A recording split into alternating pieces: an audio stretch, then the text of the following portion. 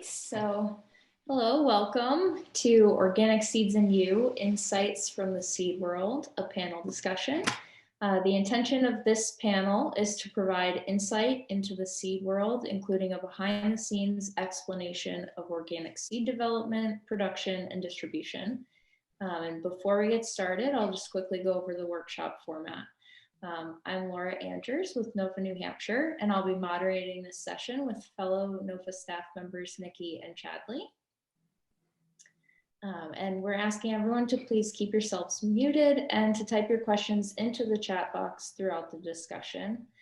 We'll read out your questions when we get to the Q&A portion of the session. Please note that we're recording this meeting and all workshop sessions, which will become available to you after the conference. And now it's my pleasure to introduce our panelists, Heron Breen of Fedco Seeds, Paul Feenan of Mowing Organic Seeds, and Pete Zuck of Johnny's Selected Seeds. Thank you for being here. So to start, can each of you please share a bit more information about yourselves and your organizations? Thank you. Sure, I'll go first. I'm Heron Breen. I work over at Fedco Seeds up here in Maine. We're located in Clinton, Maine. And I've been with Fedco for 22 years. My role currently is mostly in doing the research and development portion of things. So I basically run the Fedco trial program, but currently right now I'm also working the second shift for COVID protocols to help fulfill orders. So it's kind of an all hands on deck kind of year. Take it away, Paul. Yeah, my name is Paul Feenan, and I'm here in Vermont. The high mowing is in Wolcott, Vermont, and I've been working from home in Richmond, Vermont since March. And I'm the regional sales rep, New England, and I recently took on Michigan and Wisconsin. And same, I was at the warehouse for the first time in several months last night, shipping seeds, shipping back orders. And I'm Pete Zuck. I work for Johnny's. I've been there about 7 years. I'm a product manager. So my role is to I work on the research farm in Albion with technicians and various folks who run a lot of trials. Both on our farm and with customers, growers around the country, and work to develop a product line for a suite of crops that I'm responsible for. And so taking the information from growers and from our farm and picking the products that we think are going to work best for people, and then going through all the little things behind the scenes to make those products happen and make sure people are getting them. And yeah, right now doing a lot of damage control and a lot of work to get seeds out and you know, going as well as it could. But it's been an interesting year for sure.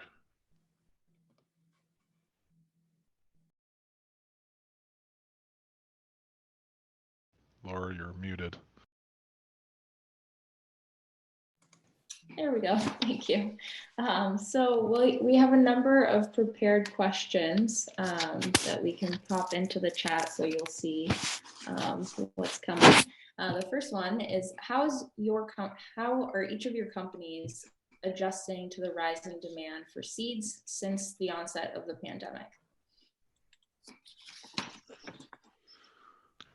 Do we want to stick to the order, Heron, Paul, Pete? Okay, yeah, sure. Sorry, guys. Well, that's a big question. How have we adapted? It's we thought we knew and then we didn't, I think, model. We definitely last year were in over our heads, like many of the folks in the seed world, trying to just keep things from getting too behind. And the volume continued over the summer, not as extreme, obviously, but still 3 times what we normally see in the summertime. And we're basically at a point now where we're just trying to take in the amount of orders that we can take in. without getting super behind. And that's partly, as folks will share, is due to the fact that we have COVID distancing restrictions in our warehouse, which means that we're taking 2 shifts to fulfill what 1 shift's worth of orders would have been able to process. And that means that we're trying to be healthy, and we're also trying not to be insane, but it has slowed what we're doing. And at times, like most folks, we've had to either limit or eliminate completely order taking for a period of time. And at the moment, we're in a process of actually trying to help those folks who may have filled a cart during those kind of rush sessions, who haven't been able to get through the door technically through online, to let those folks place an order by invite. So we're using every hook and crook in the book to try to help people get people's seeds. I'll turn it over to Paul. Yeah, when I think about adjustments that High Mowing has made, I actually, kind of, I hearken back to pre-COVID and the serendipity with which High Mowing had planned on bringing on a new ERP system, a new computer system, which we did in the fall of 19. And that was the first time we brought, it's a big step to bring on an inventory point of sale system. And we did that. And I mean, really luckily we did, because I don't know how we would have managed through last year, and that demand, that started in April and went right through, the beginning of the growing season and into the mid-growing season with the old system. I really don't. So that said, that took some growing pains. Anytime you bring on a new system, you have to learn some of the idiosyncrasies of it. And so we've been sort of, learning in this environment where there's just been, super heavy demand, pretty much nonstop. But we've done a lot of things in reaction to COVID that, we're really proud of. I mean, we've hired 15, at any given time, there's 15 additional seasonal people working at High Mowing. Heron referred to that, having multiple shifts. We've hired 5 full-time kind of managerial level people, made a ton of investment in both hard goods and seeds. We bought about 50% more seed going into this year than our projections really called for. We'll talk about, some of the challenges associated with that as we move on here. But, there's been a lot of reaction as far as investments of time and resources. Yeah, and a lot of the same things at Johnny's. We started a B shift, both to help spread people out and to just meet the demand, and hired a pretty huge number of people to staff it. And so now we're running, 2 shifts a day, and also Saturdays shipping orders, which we never did before. That's probably the biggest change. And then behind the scenes, there's a lot of just really aggressive and really intensive work to forecast and get information to our suppliers so that we're getting seed in. The supply chain has been affected in a lot of ways, and so troubleshooting that and doing all the legwork to bring seed in so we have something to sell has been really challenging, and just kind of a constant triage. I think the other thing that's been challenging is managing expectations on the customer facing side. So folks are wanting to know what happened to my order. Why is this out of stock? So communicating those things. Paul was talking about going through a transition of their operational enterprise software. We did a similar thing just in our warehouse with our inventory management, and that was just starting when this this whole pandemic happened. So going through that transition is a very awkward process that can take a few months to get things figured out. And so this hit while we were doing that, and part of the problem was the information that goes from our inventory to our website was getting screwed up. So, you know, dealing with problems like when you're not actually out of something, but the website says you are, and you know, things like that. So, getting customers good information in real time has been tricky. And then, you know, we're having to make hard decisions about because the seed packing can only pack so many packets at once at a time. You know, we can't pack the orders as fast as we have to get everything out to everybody. So that means we've had to, you know, cut off home gardeners at times, limit the days that they can order, so that we can prioritize commercial customers. And then also on the product side, having to decide which things are going to get packed and which are not, you know, so priority products that growers really need are, you know, taking priority, and some of the, you know, more obscure stuff is going to have to wait. And so that's a lot of, you know, paying attention to planting dates and when people need things, making sure that we're getting things out the door in time for people to grow them. And then, you know, finding substitute products. We've been doing a lot more of that, trying to point people in the right direction, provide information to the customer service people who are on the phones, just all the things you need to do to support getting the seed out and getting information out. So I think, I don't know, that's about all of it in a nutshell. So yeah, it's been wild, but it's, you know, we finally are starting to feel like it's a little more normal now, and we'll probably come out of it having learned a lot, I think. I'd like to add one thing that I forgot to mention. Oh, sorry, Aaron. No, go ahead, Paul. Yep, you got it. That I mentioned earlier that last night I did a 4 to 9 shift in Wolcott, and it was the first time I've stepped in the building since March 15th. And so there's an element, like, you know, it's apropos as I'm looking at all of you on the Zoom here. It's like, you know, we're operating this business under COVID regulations, virtual on a lot of different levels.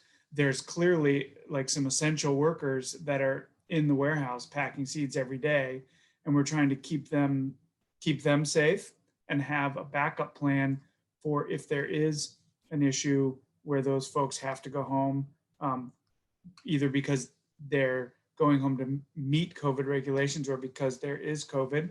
We haven't had that happen, knock on wood, but so that we have a backup team to come in. And so, I mean, you know, there are people who haven't stepped in that warehouse in months and months. So that's an interesting strategy to have to overcome, to be making all the decisions and gathering all that information virtually. Yeah, I was hoping to add that at various times throughout the last 9 months or so, 9 or 10 months, shipping has been totally unpredictable in terms of how long it's going to take the USPS or UPS or FedEx to get something to somebody. And that's thrown, even if we're 2 weeks behind, if it takes 2 weeks extra for it to get to the customer, that's really been like the variable we haven't been able to control. And similar to what Paul's saying, on our end, you know, normally, let's say someone's packing seeds, and let's say, well, imagine this year it hasn't happened, but imagine we didn't need them for that day. Well, they would just go pull seed orders. But what we have right now is basically the equivalent of bubbles, where everybody who's packing seed is kind of like they're in that room. They don't take part in the other parts of the operation, so that if there is a case that different parts of the operation are not affected. So on the night shift, like, I don't interact with people on the day shift. So there, it becomes a little bit of an interesting, you know, communication. You know, we're not used to doing this, so it's a fun little game of charades. or telephone sometimes, where the message gets passed along, and by the time it gets to you, you're like, I don't know what this means.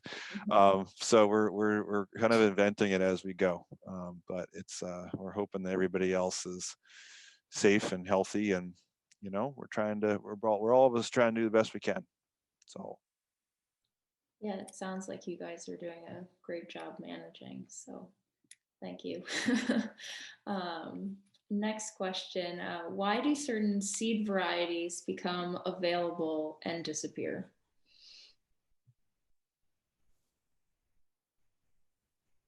You're muted. Yep. I wasn't sure if the intention of this question, is this related to, say, a variety being out of stock, or is this a variety being dropped? I wonder, Laura, if you could give clarity on that. Maybe Nikki can. I think that it's more about a product being dropped, but you could answer it in either way. Mm-hmm. I mean, the easy with the out of stock is usually it means that it hasn't arrived yet from the supplier, or there was a crop failure that year. That's relatively simple and straightforward. It being dropped by the supplier. So many of us, all three of our companies work with seed growers directly, but also buy from large-scale seed breeder suppliers. And those folks are in a constant mode of crop improvement and breeding. And they're also measuring which varieties are selling and which markets they're selling to do these long-term forecastings to produce seed. So they produce seed, like, they'll grow a crop of, say, a certain hybrid kale. They may grow 3 to 5 years worth of seed to supply the entire world in one production. And as soon as they get done doing that production, they have to figure out what they're going to do with the next batch of seed and how they're going to make that happen. And at the same time, they're breeding new things. So we've been in a bit of a turnover cycle. I would just reflect in my own experience at Fedco over the last 2 decades, is that many varieties which actually have been around since the late 70s and early 80s, some hybrids have been around for 20 or 30 years, some even longer. Those actually are being phased out in many situations due to either they're not having disease resistances that are relevant, they're being difficult to produce seed for because of those lack of disease resistances. So the disease resistance isn't just on the farmer end, it's also in the seed production end of making that seed crop. And also just more different types of hybrids particularly have a different way of producing seed now than they did 30 years ago. And so companies are like, this particular way we used to produce seed is super inefficient. So there's a couple of different metrics that seed companies use to decide to drop something. Sometimes those of us on the receiving end know well in advance. Sometimes we find out after we put it in the catalog. So it's a lot of fun for us. That's part of the whole point of a trial program. That's my work, and folks at High Mowing and Johnny's also, to figure out how to replace these things that are potentially going to be dropped or have been dropped. I'll pass it along. I'll defer to you, Pete, first, and then I'll add. I'm in the sales end of things, so I asked the same question. Yeah. And these guys have to answer. Yeah. This question. Well, so Heron hit on some of the bigger reasons. Bottom line, sometimes for the breeder, it just doesn't pencil out. And we've used the Nelson carrot example as one. Bijou, the producer from Holland, stopped producing it because it was a bad seed producer for them, just low yields year after year after year after year, and weak seed. And then in addition to that, they're breeding carrots for a global market, and the majority of their, if you look at Johnny's and Fedco and the U.S.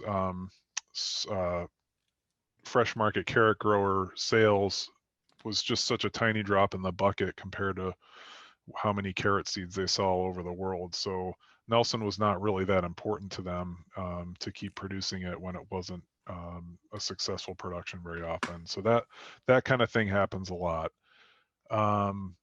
Another thing you see sometimes is that the breeding companies will have these distribution agreements with different dealers.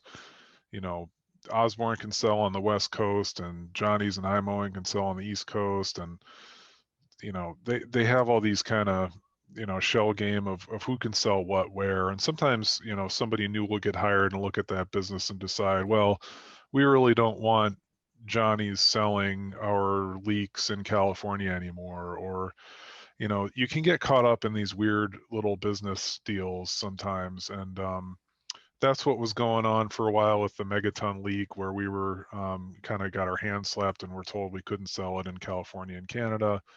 And then they just ended up dropping it entirely because it didn't work for them. So that was a painful one that went away this year. And then I don't know what else. I had some notes here. Then there's like the disease resistance thing that Heron was talking about. The spinach is a great example where they just keep turning over new varieties, because as soon as they breed one for the current race of downy mildew that's prevalent in California, where they're really breeding for,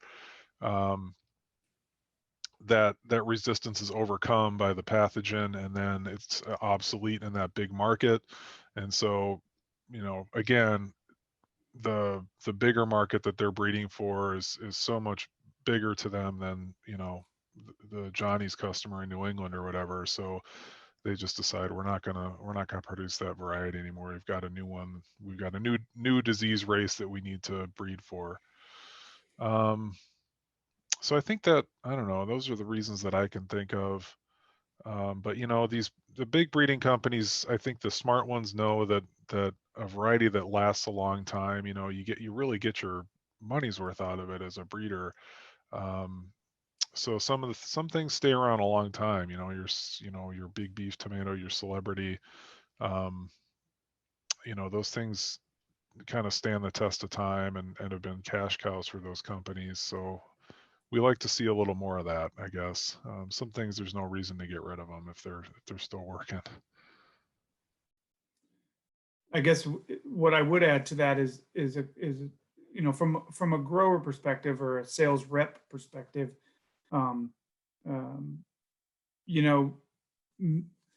many times, not always, as you just heard from those explanations, many times the reason is a good one. It's because there's better material out there to work with.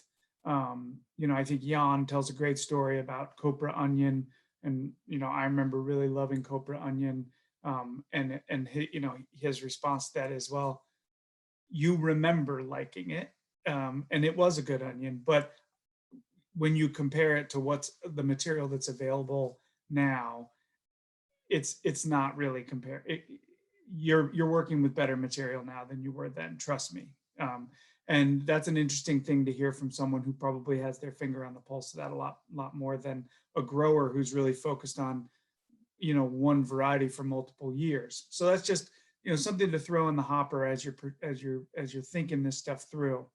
And then the only other thing I'd say is that when you're dealing, because the title of the workshop does focus on organic seed production, though we're all working in a seed production world that really draws from both conventional and organic sources or lines or production methods. But all these things that we just heard can really become even more inflamed in the organic market, because some of those parent lines in the F1s hybrids can get moved into conventional production for very good business reasons. And so then we end up with shortages of the F1 progeny in the organic line. So it's just something to think about, and get on the horn with your seed rep, your seed company, and talk through what the options are, and we should be able to help you. And sometimes that means sending it to another seed house to find that variety conventionally, or comparative variety that I might not necessarily have at this time.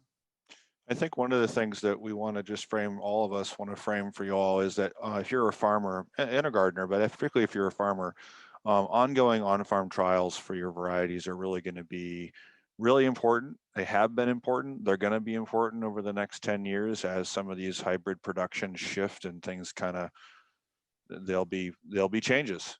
And so I just want to explain for folks, like when we're doing a hybrid trial, that doesn't mean you've got to grow, 50 plants of a particular hybrid zucchini. You could grow, if it's a hybrid, in theory, they're all uniform. So sometimes in an initial look at Fedco or Johnny's or High Mowing, we may only look at 3 or 4 plants, of say 3 or 4 plants of like 5 or 6 varieties to get us a sense of like which one is performing reasonable into the one that we like, the one that we might want to replace, or the one that's being dropped. So you don't have to dedicate a huge amount of space to do an on-farm trial.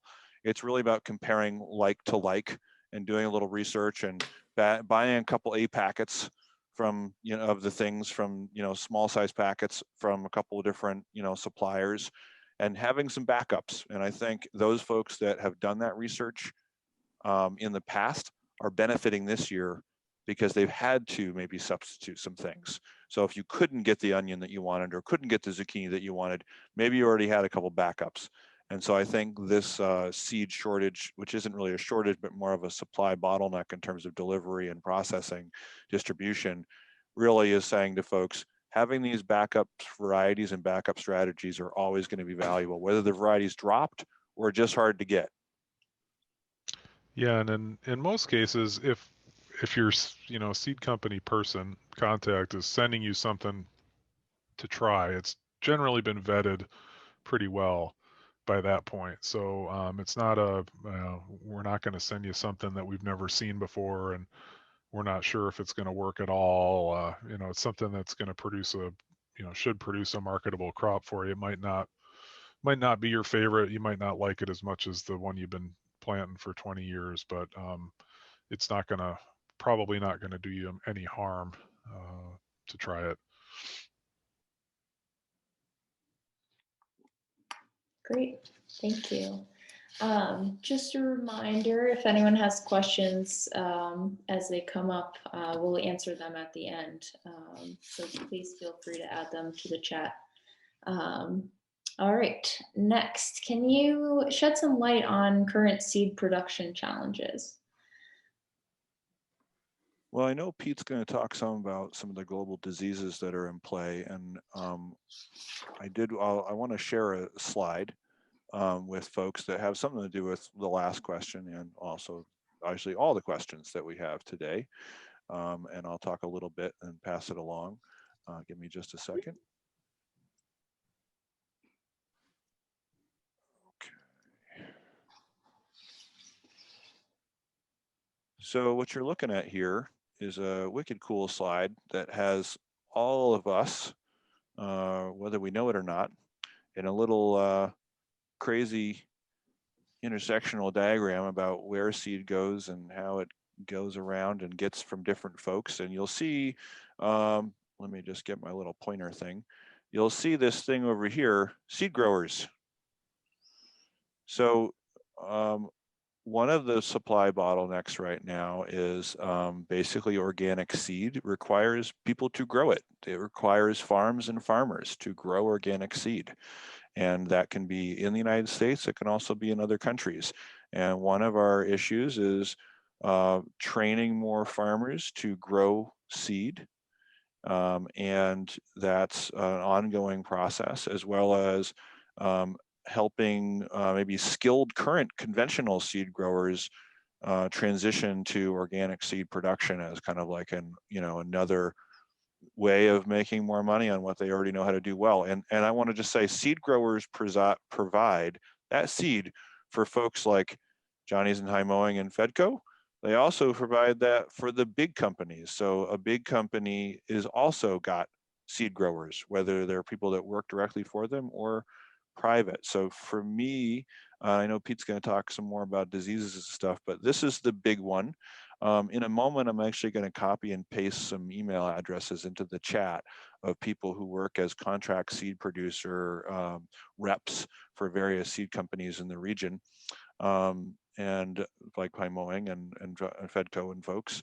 And those are folks that if you're a farmer and you're interested in trying to add seed growing as an enterprise crop to your current farm system, there's folks looking for farmers to bring that forward. And that's part of this supply and demand. element.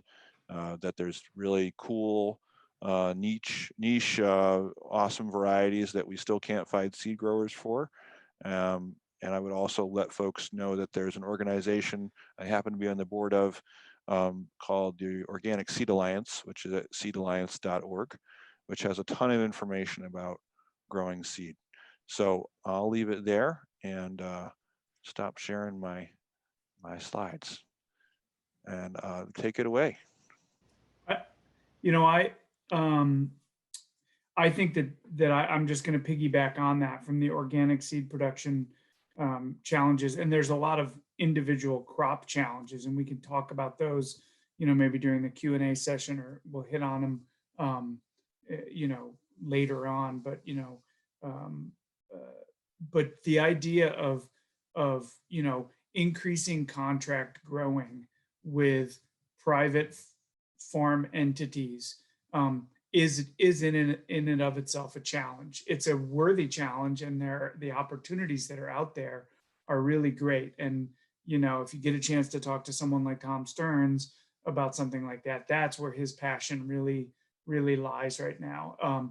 But there are real challenges there, and we can just start with climate. And 2 years ago we had these incredible floods in the Midwest. A lot of our bean contracts got caught up with that. Last year we had fires in California, and so on and so forth. So the idea of placing contracts with growers out there, many of whom are learning, still fairly new, and learning how to grow super high quality seed, and really thinking about having to place those contracts 2- and 3-fold what you actually need to account for both, the learning curve, and also, any kind of environmental impacts, is, obviously that's a challenge we can all understand, is, really putting in orders that you don't really need just so you get enough for what you think you might sell. So. Yeah, and I'll add a little bit to that. There are crops that currently there are willing and capable growers to do seed production in the United States. A lot of brassicas can be done well here. Things like beets and chard, a lot of dry seeded crops, a lot of onions can be produced organically.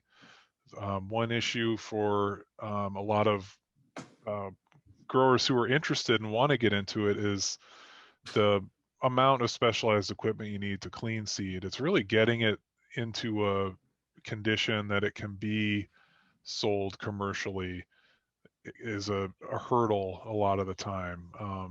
So there's just like not enough equipment to go around, and not a lot of expertise on how to use it. That's been an issue for us sometimes. And then, another thing, when you start talking about, self-pollinated crops like tomato, where you're trying to produce a hybrid, then you're looking at a tremendous amount of hand labor. And, it's extremely expensive to do that in the United States at all, and not many people are doing it. And so that's traditionally been done overseas, not just for the cost, but also for the expertise.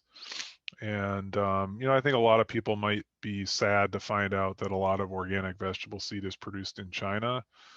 I also think, we have a lot of prejudice about things being produced in China. But the fact is that China has a very large region, the Gansu province, that is ideally suited for seed production, and they've developed a really big agricultural industry there, and there are a lot of good people to work with, and good growers that are able to produce certified organic seed through a kind of complex inspection process. But right now they're experiencing a lot of disease issues with particularly viruses in tomatoes and peppers in China. So people are trying to find other places to go, because they're not able to bring that seed into the United States because it's testing positive for various viruses. So that's something that's going on in the kind of the global seed world right now, and that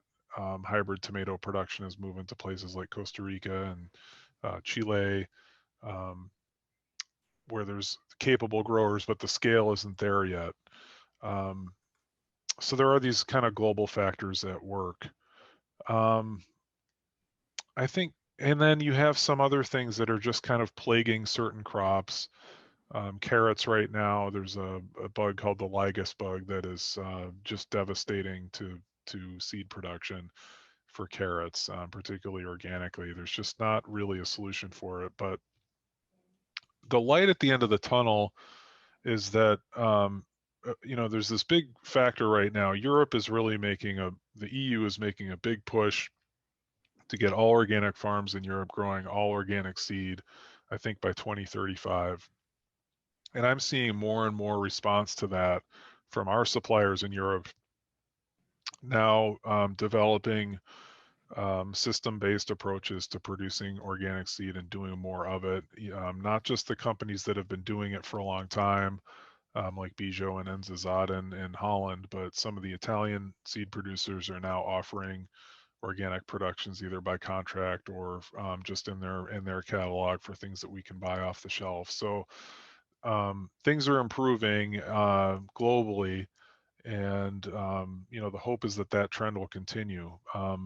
One of the things that has been holding back organic production is that in the U.S., most of the organic seed, most vegetable seed in general goes to growers in California, and they have a lot of sway over what the breeding companies do. And the fact is that a lot of organic producers in California don't want to buy organic seed because it raises their cost of doing business. And so they discourage it. If a variety that they've been growing for 20 years is suddenly produced organically and they have to pay 30% more for it, that hurts their bottom line. So they put a lot of pressure on the big breeding companies to not produce organic seed. So there's some suppression going on there. That's kind of another little dirty thing going on in the seed industry. But that's as certifiers in the states are getting more strict and encouraging more or demanding more organic seed be put on farms, that situation is starting to rectify itself. But that was slowing things down for a while.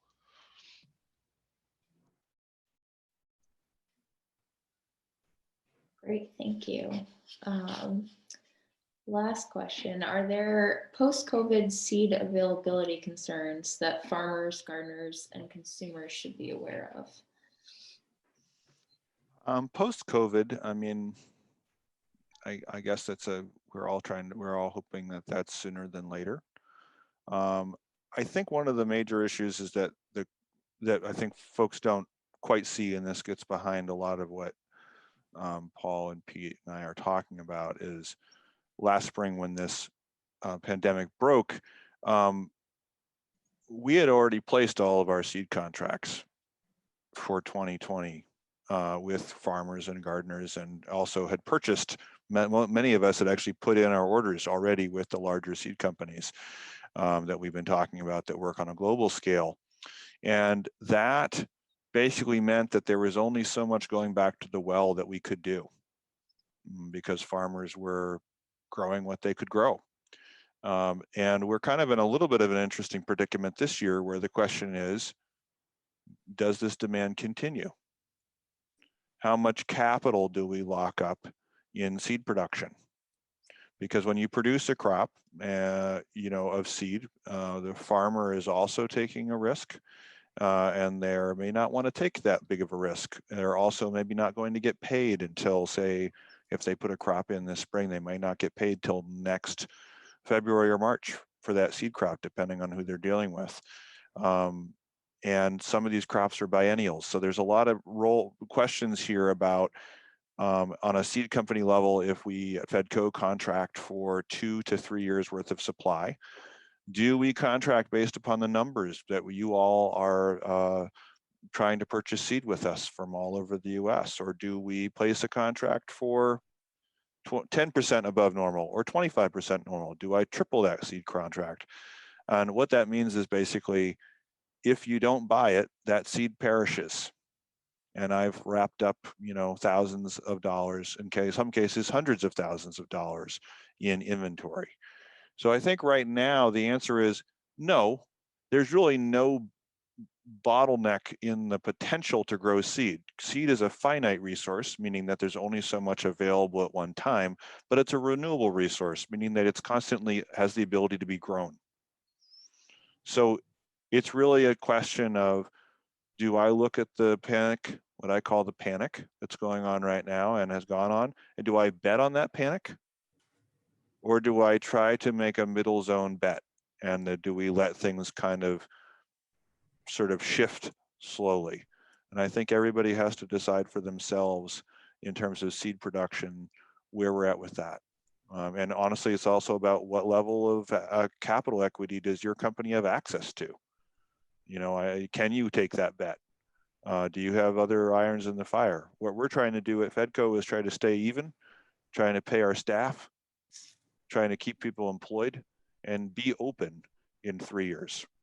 And I think a lot of companies have been struggling just to stay open this season with a lot of the investments we've had to make just to stay COVID safe. So that's my long-winded version of basically saying there's really no post-COVID, in my perspective, beyond dealing with whether you bet on this as panic or whether we bet on this as sustained growth and how we approach that from a capital investment model. Yeah, what I'd add to that is that buying seed is one thing, bringing it in is another thing. Getting it here on time. One of the things that I think a lot of people are seeing this year are back orders. A little bit of that was, I think, exacerbated by the fact that people ordered early.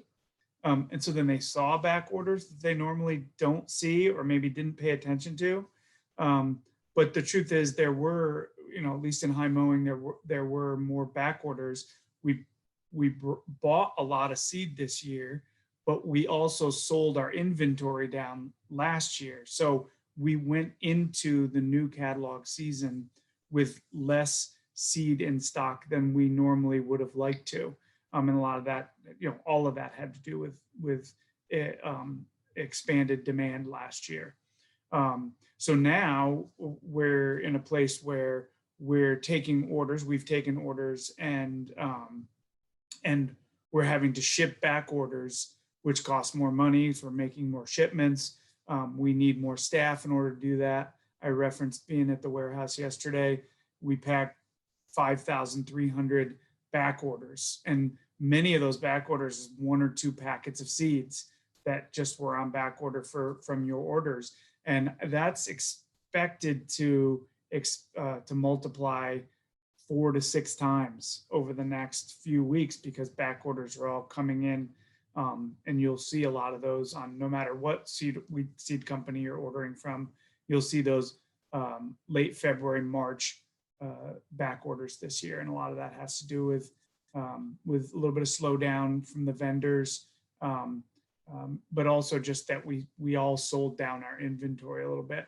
And then finally, the last thing I'll say is that you got to keep that seed, and if we want that seed to be super high quality, we need space for it. So high mowing has put a lot of dry goods into containers that we've purchased and are now on the property that are non-seed hard goods. We've made a bunch, like 70 new pallet spots in the warehouse. We're building a brand new bulk room, which is going to take us from about 9,000 cubic feet to like almost 40,000 cubic feet. That's a massive investment. So these are all, things that you should be aware of. I don't think that they're availability concerns as much as they are just the realities of moving seed from the production end of things to the sales end of things. Yeah, and I'll just add, there will be issues with individual varieties. Certain segments got hit really hard. The big thing was that the boom in home gardening has been so big, and that's kind of siphoning a lot of seed out of above and beyond what's typically sold. And so home garden type varieties, and then things like paste tomatoes and pickling cucumbers are going really fast. And so in the short term, it might be the case that your favorite variety is not available, but there's still tons and tons and tons of seed out there in the world, and a lot of high quality stuff. You may have to make a change here and there, but I don't think on a broad scale, I don't think there's a material shortage of seed. It's like Paul was saying, it's the movement of seed that's been slowed, and it's hard to actually get it in your hands. We have a lot of things that are on our shelf in bulk that we just haven't been able to get around to packing into small packets yet.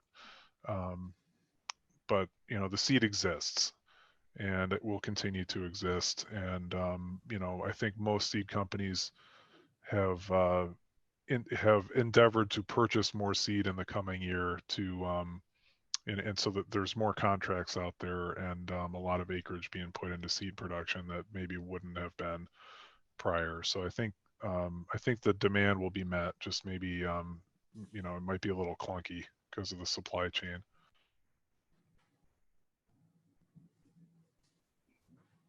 Great, thank you. I think it is time to move to audience questions. So Chadley is going to ask the questions. Yeah, hi, thanks so much, guys. And all these questions are in the chat, but I went and collected them. So the first question that came in for you guys is from Chaz. He asked, how large is the average farm you supply your seed from? And are they located in this region? Thank you. Well, that's a good question. I think that there's two parts of that. Is we can't know how big the farm is or small the farm is that somebody like a global supplier who's selling us, we don't know those things most of the time. So I can only speak to the direct contracts that Fedco would have. And some are in this region.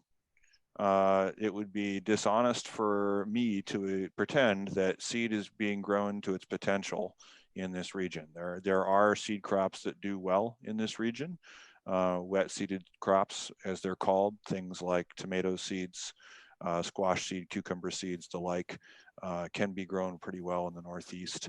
But a lot of seeds are grown in the northwestern part of the United States, or the mountain region, Idaho, Wyoming, Montana, Colorado, Oregon, and Washington, and California are some of the places where crops are grown primarily because there's both subsidized agriculture and irrigation, but also because of the dry environment that helps reduce certain types of diseases that we see in things like beans and peas and the like, that are really more suited to being grown in certain environments. Not that we can't grow them here, we can.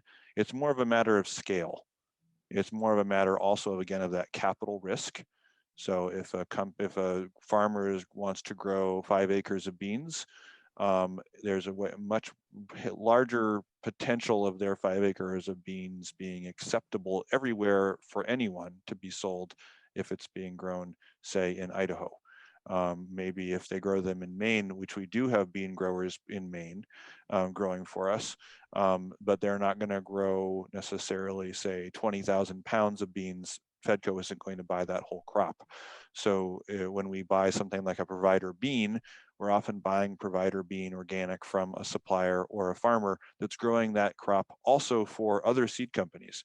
So Mowing or Johnny's or other companies, we might all be actually sourcing provider bean from the same farmer who's growing a 10-acre provider bean seed crop or something. So the answer to the question is probably about 10% is being grown in the region.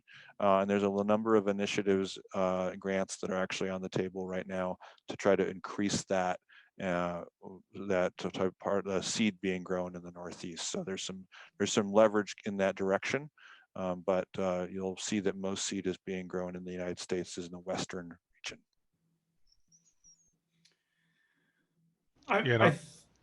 Go ahead, Pete. Just going to add that to the question of what size are the farms, it depends on the crop and the situation, and it can be the entire spectrum of scale. Just depends. Yeah. I actually don't think I have anything to add here. It's a really amazing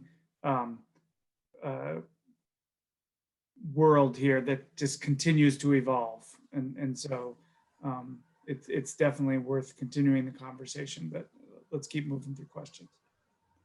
Okay, great. Thanks, guys. Ruth asks about native seeds. So this kind of ties into where you left off there. Where can you find these like sweetgrass and corn that may need protection growing and saving?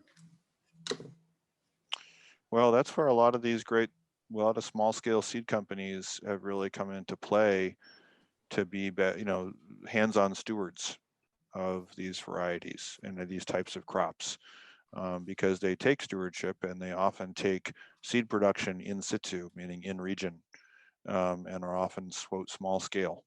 And it makes more sense to say buy sweetgrass from a place that's adapted to you rather than buying sweetgrass from a place that isn't adapted to you, because that's a perennial crop that is going to have an adaptation element. And corn in general, it's a very sacred crop to many indigenous people. And I think, we all have to be really mindful about making sure that the seed that we source for those types of varieties is being sourced with permission and sort of in collaboration with indigenous communities. So there's a lot to be said for buying regionally, locally, and for seeking out folks that are doing small scale stewardship. And I think there's some questions about doing that on farm and in garden, which is also, I think, the best way forward. Yeah, I think those conversations are ongoing every year, and at High Mowing, and that balancing act of being able to offer that diversity and offer those crops that have life stories that are really important, and also being able to provide seeds to commercial growers that are going to be commercially viable for them as well. And where do those two things meet? And I would agree with Heron, and that's where some of the smaller seed companies that are more regionally produced are doing really excellent work, where you can really source those seeds pretty regularly. Yeah, and I don't really have much to add above and beyond what they said. It's the Seed Savers Exchange is a great resource for that kind of thing, and companies like Baker Creek are really endeavoring to preserve all that's weird and unusual in the seed world. And I guess it's maybe an unfortunate thing for a company like Johnny's where we're catering mostly to a commercial grower base, and that's what our product line is really selected for. So unfortunately, a lot of that cool stuff we just can't really, we don't have a place to put it. It's not really what we're doing anymore. And so yeah, those regional companies are where you really want to go for that stuff. Okay, thanks very much, guys. The next question is from Hannah. She asks, how do you all feel about farmers and gardeners saving seed? How feasible is it for gardeners and small farmers to use saved seed as a main source of seed? I think it's feasible for a lot of crops. I mean, tomatoes are one where it's an open pollinated variety that you can, if it's an open pollinated variety that you can consistently save and select, and that's how heirloom varieties were maintained and should be maintained. Hybrids are a different story. Hybrids will not return you in many cases the same thing that you harvested. So you grow a hybrid tomato or a hybrid pepper or a hybrid corn, the resulting generations are going to be a lot of mix. That's going to sort of the magic, and it creates some ongoing breeding potentially if someone wants to go down that road. But in terms of seed saving, Open pollinated crops are great. What it does though is it limits you as a gardener or farmer, meaning if you're going to save your own cucumber seed, you can't grow another cucumber within crow's distance, basically crow flies of that cucumber patch. So you end up being, there's varieties that are cross pollinated by bees, that bees do their work. And those types of crops, cucumbers and squash and et cetera, need isolation to maintain purity. So if you want to save seed, you'll find yourself saving seed from one cucumber variety a year and one butternut type a year. But things like tomatoes, you can often save multiple varieties in the same farm and on the same garden without any crossing. So I think it's definitely a farmers and gardeners should know how to save seed. You should all take your hand at it. I think it's a question a little bit about what Peter and Paul were saying, just about, are you able to get good quality seed year after year to make sure that your farm is getting that seed? And if you have a crop failure, always know that have some in the freezer that from a previous year. So I'll hand this over to Paul. I love we're all about it. Go for it.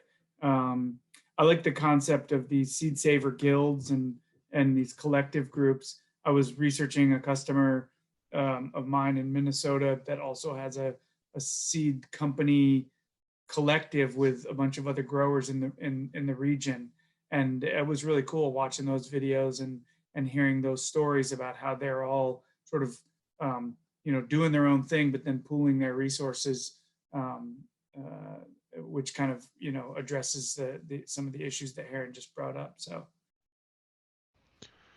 yeah, and I think it's great. The idea that open pollinated crops are frowned on by seed companies. I mean, it doesn't hurt us at all to have people saving seed.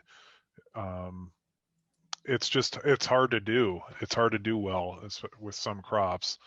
But like Heron said, some can be done really easily. But what I really like about it is you can, a lot of the stuff you buy from a seed company, like say OPs are selected by whoever did the production, right? And so that selection work may have been done in a different climate, could have been done in California, it could have been done in Italy, it could have been done in Maine, and you get that seed and maybe it doesn't perform as well, but you might have some individual plants that did great, and you can select those individuals, and now you can make selections that work better on your land and your climate, and do a little on-farm breeding for yourself. And so that's, I think, a cool thing to do.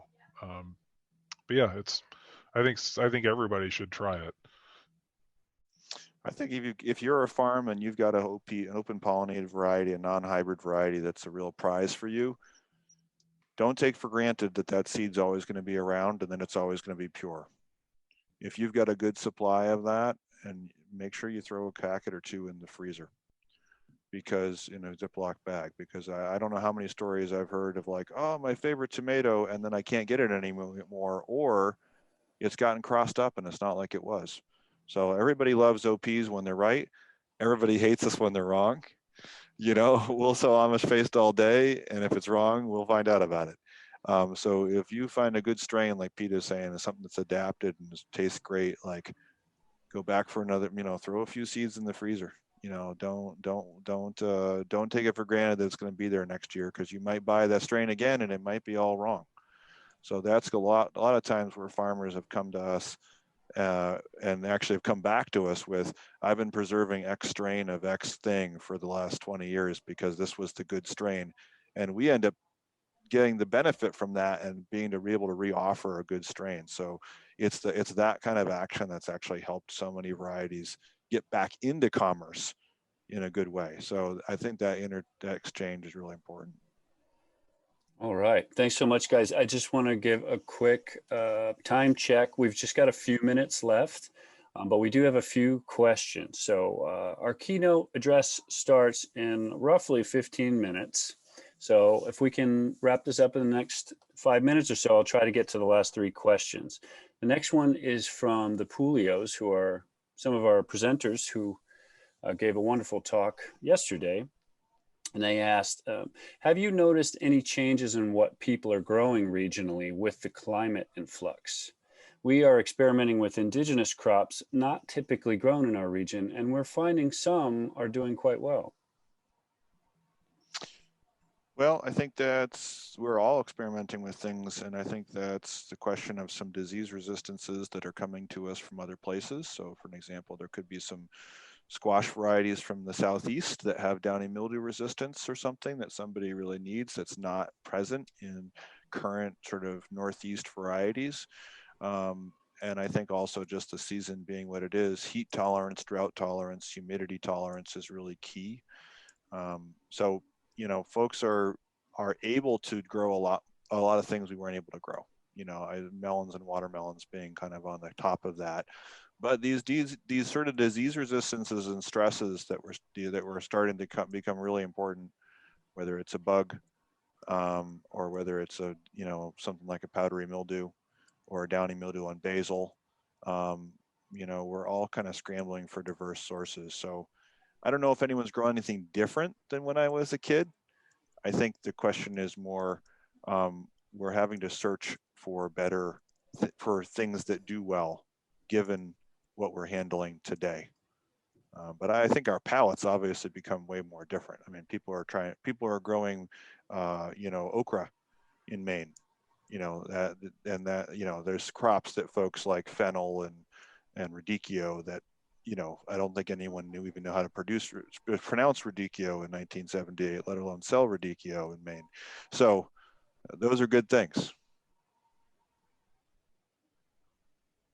I think I've had a lot of conversations the last 2 years about like things like long season crops and kind of shortening up some of those days to maturity. Brussels sprouts come to mind, and I think that's in large part due to these wet, colder springs that folks are dealing with, and the uncertainty about getting those crops out in time for them to you know, backing up into the early planting months too much and getting checked up.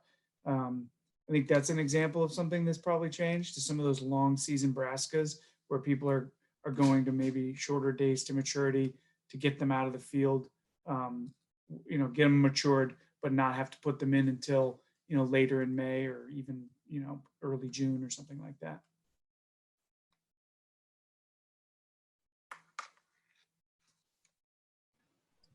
Okay.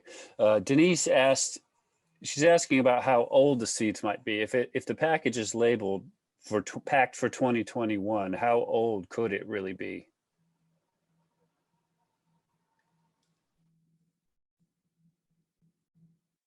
That's yeah. Oh, sorry. Yeah, honestly, it could be pretty old. It could be old.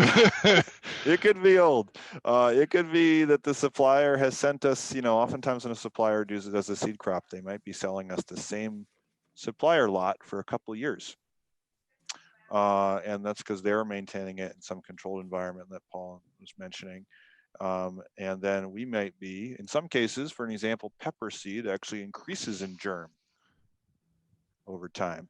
So the answer is usually you're looking at 2 or 3 years out from harvest is generally the age of the seed that you're getting in the mail from us, whether that's something we've had produced or, you know, it's either 1 to 3 years, as I would say about the average, but occasionally there's some seed that is doing okay after 5 or 6 years. And again, peppers are one of those that actually increases over time. Or 10 years. Just saying. Yeah, I saw a tatsoi lot the other day at Mowing. I was like, wow. And it was like firing at like 91%. So, you know, and that's the issue is that, you know, QC departments are extremely important for addressing the seed shelf life and its viability. And, you know, the concept of cycle germ testing is a really important one. So that's where I think growers really want to interact with their point person at a seed company to, ask those questions about,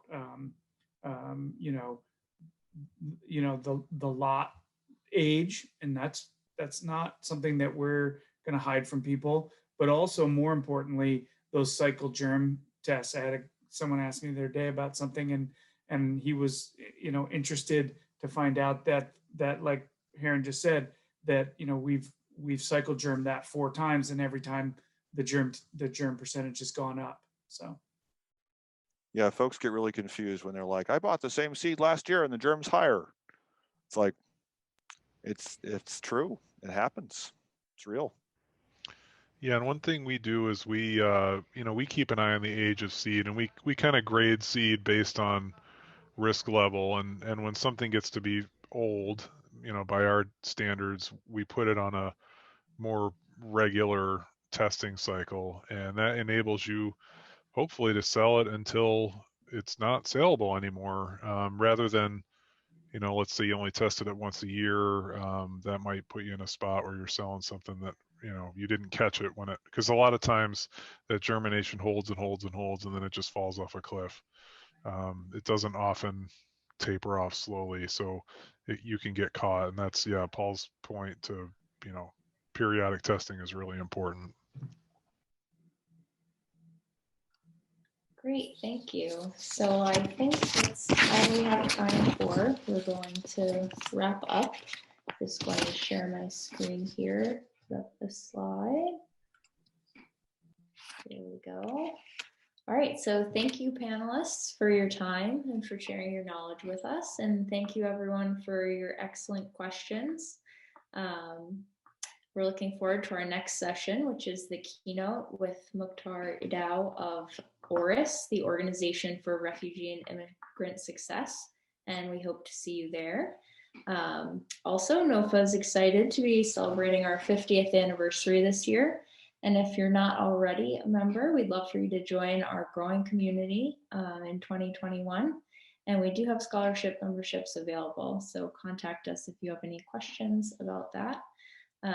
And please also check out our virtual exhibitor fair, including our book list hosted by Main Street Bookends, where you can get copies of the books by our author speakers and others. And 20% of proceeds will go back to support NOFA throughout the year, NOFA New Hampshire. And thank you again for spending your day with us. Hope to see you at the next session. Thank you. Take care, everybody. Be well. Happy Thanks, Valentine's Day.